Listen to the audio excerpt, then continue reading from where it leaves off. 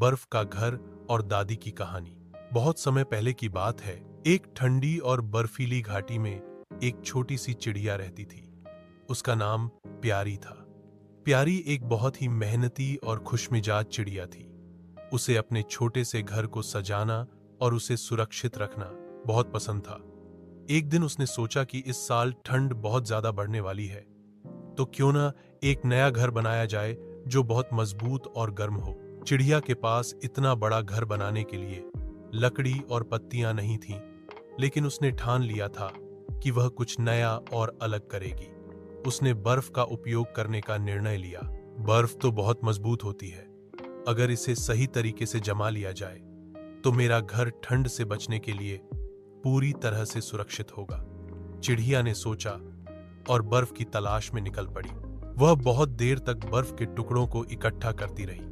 धीरे धीरे उसने एक सुंदर और मजबूत बर्फ का घर बना लिया। घर के बाहर कुछ रंग बिरंगे बर्फ के फूल भी लगाए, जो उसे बहुत सुंदर और आकर्षक लग रहे थे।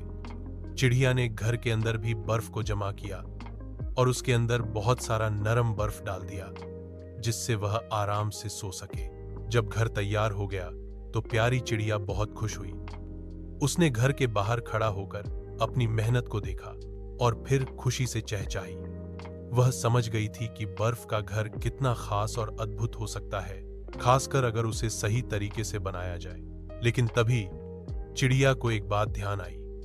उसके घर के आस पास बर्फ का कोई और घर नहीं था। बाकी सभी पक्षी और जानवर लकड़ी के घरों में रहते थे, लेकिन चिड़िया का घर बिल्कुल अलग था।